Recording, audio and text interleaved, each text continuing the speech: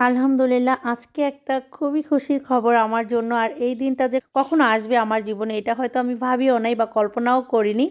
আর আরেকটা কথা হচ্ছে, একটা সংসার কিন্তু দুজনের ভালোবাসায় মায়া মমতায় টিকে থাকে। তবে আমাদের মেয়েদের কিছু জিনিস ছাড় দিতে হয়, আর ছাড় কেন দেই সেটাই বলছি। তো ভাইয়া আপুরা, ভিডিওটা শেয়ার করার অনুরোধ রইল। এই যে লোকটাকে দেখতেছেন, হাতটা শক্ত করে ধরে আছে, তো এই ধরাটা কিন্তু পবিত্র। সত্যি একটা কি বলে ভালোবাসার ছোঁয়া। এখানে কোনো ভেজাল নেই, নিঃস্বার্থ ভালোবাসা। তবে এই ছেলে মানুষদের একটা জিনিস আমাদের মানতে খুবই কষ্ট হয়, সেটা হলো তাদের কিছু কিছু বিরক্তিকর অভ্যাস আছে, ভালো লাগে না। তো ওইগুলা নাই বলি, এগুলো আমরা সব নারীরাই আস্তে আস্তে বুঝতে পারি যে ওর এই অভ্যাসটা এরকম, আসলে এটা না হলে ভালো হতো। এই না হলে ভালো হতো বলতে বলতে না একটা টাইমে এইটাই নিজের অভ্যাস হয়ে যায়। আর সেইটাই ভালো। যেরকম আমি আগে প্রচণ্ড ঝাল খেতাম, বাট সে কিন্তু ঝাল একদম খেতেই পারে না।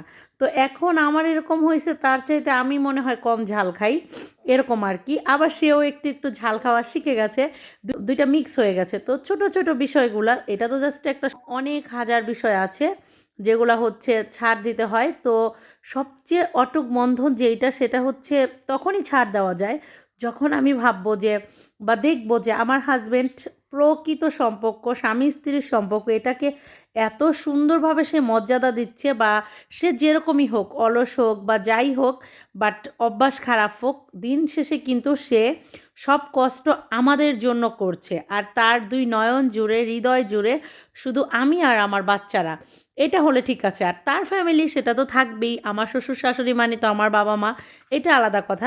এর বাইরে অন্য কারো স্থান নেই। তখনই কিন্তু ওই পুরুষটা যতই খারাপ কাজ করুক, তখন তার বউয়ের চোখে, তার সন্তানদের চোখে সে হচ্ছে শ্রেষ্ঠ বাবা, বউয়ের চোখে হচ্ছে সে শ্রেষ্ঠ স্বামী।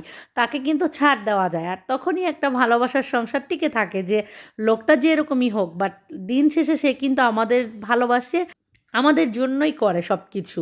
তো দুই একটা তো বদ অভ্যাস সবারই থাকে না, আমারও তো আছে, এরকম সে মেনে নেয়।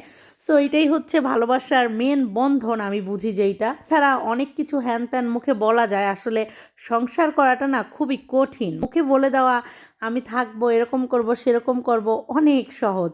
সংসার জীবন আসলে বোঝা যায় যে কতটা কঠিন।